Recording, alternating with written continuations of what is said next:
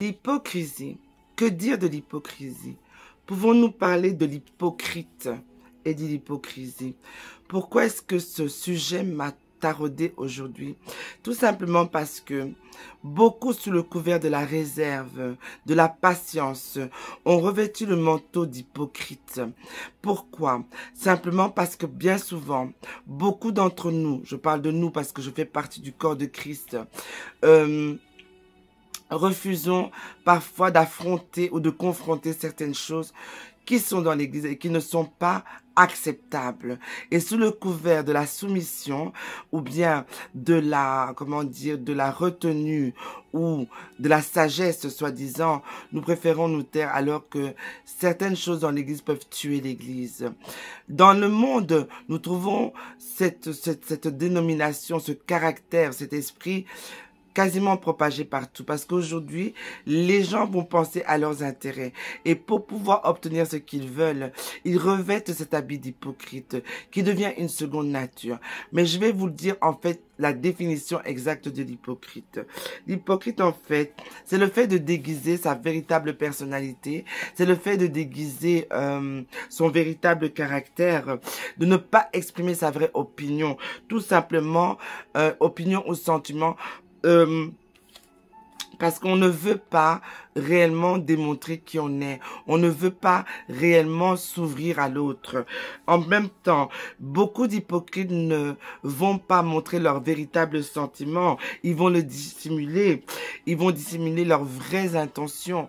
Tout simplement pourquoi? Parce qu'ils veulent trouver des faveurs à vos yeux. Parce qu'ils veulent faire semblant d'être OK avec vous.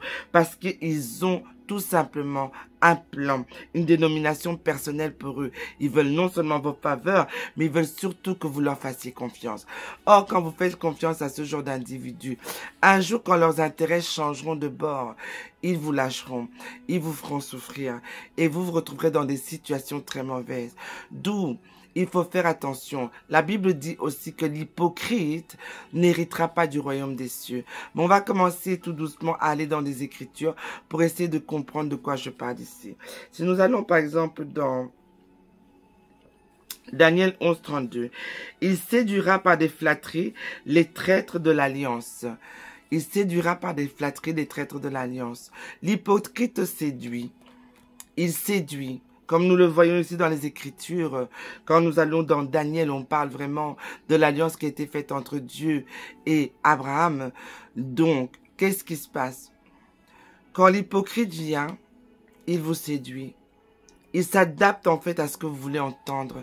Il s'adapte en fait à votre personnalité. Il s'adapte aux besoins peut-être que vous avez à ce moment-là. Il déguise en fait son intention personnelle. Pourquoi? Même si vous le saviez pas, l'hypocrite est généralement quelqu'un qui connaît beaucoup de choses, qui était là avant, ou même s'il ne le savait pas avant, il va s'informer pour connaître toutes les informations. Et comme le dit ici la parole, il apportera des flatteries pour pouvoir obtenir ce qu'il veut. Pouvons-nous aussi encore aller dans les Écritures, dans Matthieu 23, 3 qui nous dit: faites donc et observez ce qu'ils vous disent, mais n'ajoutez pas cela dans leurs œuvres. Ça veut dire quoi? Tu peux être avec un hypocrite. Observe ce qu'il fait, mais ne te mélange pas. Ok? Ne te mélange pas. Parce que tu peux observer ses œuvres, mais ne commence pas à agir comme lui. Amen, alléluia. Si nous allons par exemple ici dans 1 Corinthiens 6, 9, à un moment il est dit, vers la fin, que ne savez-vous pas que les hypocrites n'hériteront point du royaume de Dieu? Ça, c'est ce que vous trouverez par rapport à la version Martin. Mais la version Louis II nous étale beaucoup plus les caractéristiques. Mais qui en final sont les caractéristiques de l'hypocrite? Je vais vous lire la version seconde qui dit, donc 1 Corinthiens 6, 9. Ne vous y trompez pas, ni les impudiques, ni les idolâtres, ni les adultères, ni les efféminés, ni les infâmes n'hériteront le royaume des cieux. Et dans donc la Martin, il est dit, ne savez-vous pas que les injustes n'hériteront pas du royaume de Dieu? Vous pouvez aussi dire, ne savez-vous pas que les hypocrites hériteront du royaume de Dieu, parce qu'un hypocrite n'est pas juste. N'oubliez pas qu'il déguise. N'oubliez pas qu'il est occupé en fait à camoufler ses sentiments. Donc c'est un injuste. N'oubliez pas non plus qu'il dissimule ses véritables intentions. pour vous frapper au moment où il faut. Alléluia. Vous savez, dans le livre de Corinthe, l'apôtre Paul prévient, l'apôtre Paul, par toute une franchise, dit des choses tellement vraies par rapport à l'hypocrite. C'est quelque chose qu'il essaie vraiment de tuer à la base. Et rappelez-vous que il en parle ouvertement. C'est un des seuls, en fait, dans la Bible qui en parle ouvertement. C'est vrai que nous allons trouver aussi des passages en Matthieu, comme ici dans Matthieu 23, 13. Il est dit, « Malheur à vous, scribes et pharisiens hypocrites, parce que vous fermez aux hommes les royaumes des cieux et vous n'y rentrerez point vous-même. » Les pharisiens et les scribes connaissaient les Écritures. Ils jouaient aux pieux, ils jouaient aux hommes parfaits. Ils empêchaient le peuple de connaître la vérité. Le maître leur dit, attention, vous n'hériterez pas du royaume des cieux. Vous allez en pousser beaucoup à ne pas rentrer dans le royaume des cieux, mais vous-même, vous n'y rentrerez pas. Pourquoi? Prenons l'exemple aujourd'hui. Nous avons tellement des assemblées qui empêchent en fait le chrétien de rentrer dans le royaume de Dieu. Pourquoi? Parce qu'ils sont hypocrites. Certains de ces leaders connaissent très très bien la parole. Ils connaissent réellement ce que dit la parole. Mais ils vont déguiser eux-mêmes la parole. Ils vont l'utiliser à leur avantage. Ils vont camoufler la vérité. L'hypocrisie, en fait, est la suivante. Ça veut dire que même connaissant la parole, ces personnes vont apporter une fausse doctrine. Ces personnes maintenant vont vouloir plaire peut-être au peuple, vouloir dire au peuple ce qu'il veut entendre. Attention, hypocrisie. Eux-mêmes n'iront pas au royaume des cieux, mais eux-mêmes vous entraînent, vous, peuple de Dieu, à ne pas hériter du royaume des cieux. Attention aux hypocrites, attention à l'hypocrisie. Ce n'est pas normal que vous trouviez des églises aujourd'hui qui font des alliances avec le monde, qui se mélangent avec le monde, tout simplement parce qu'ils vont y trouver quelque chose. Ils veulent être à leurs yeux des personnes qui sont cool pour avoir leur parole. Je parle du Dieu de ce monde et des gens de ce monde.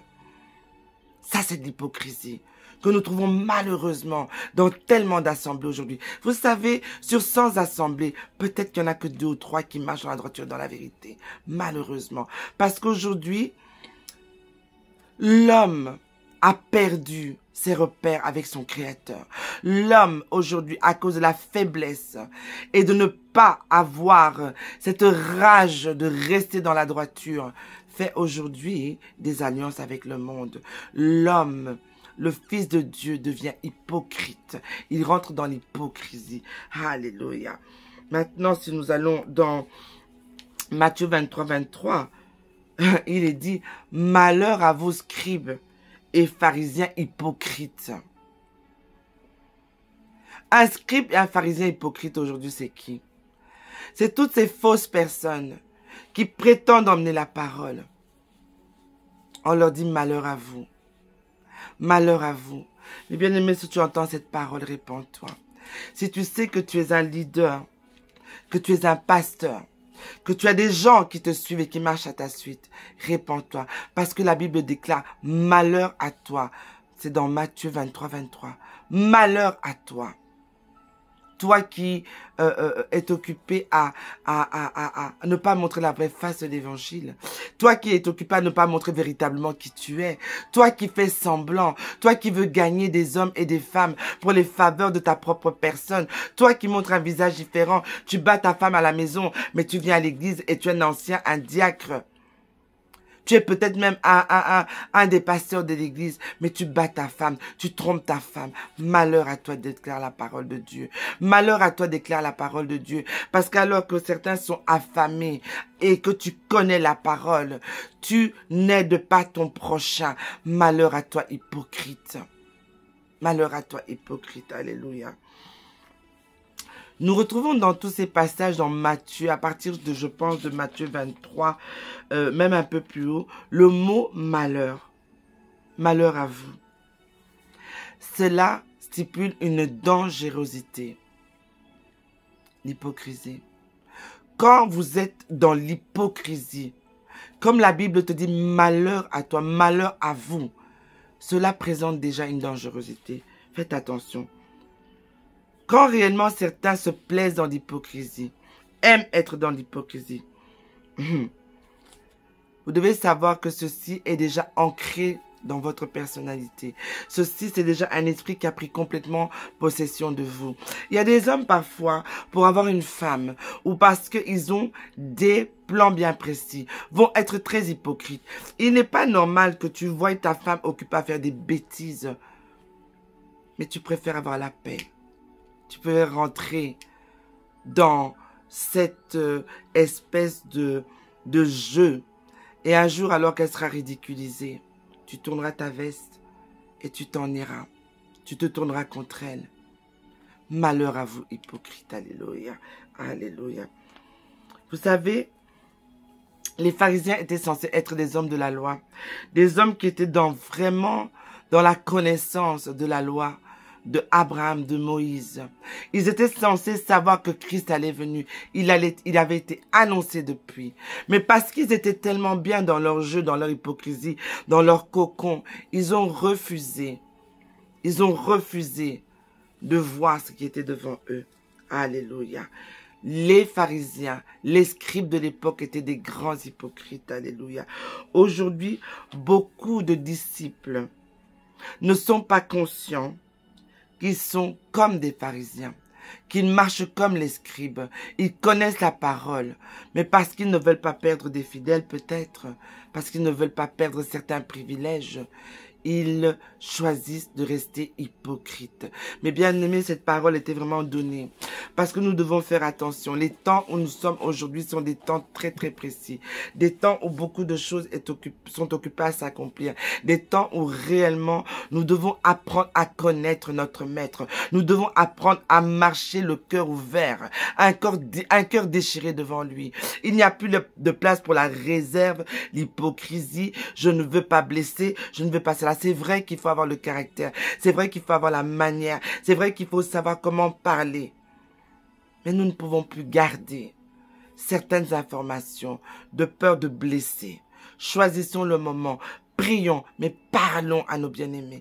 Parlons, parce que le Seigneur te donnant la vérité, le Seigneur te donnant la révélation, si tu ne parles pas à ton frère ou à l'autre passé ou tel, qui est dans les mauvaises voies, parce que tu as peut-être peur, ou bien tout simplement tu déguises en fait la vérité, parce que tu veux être bien avec tout le monde. C'est ce que beaucoup disent. Moi, je veux la paix avec tout le monde. Je ne veux pas de problème.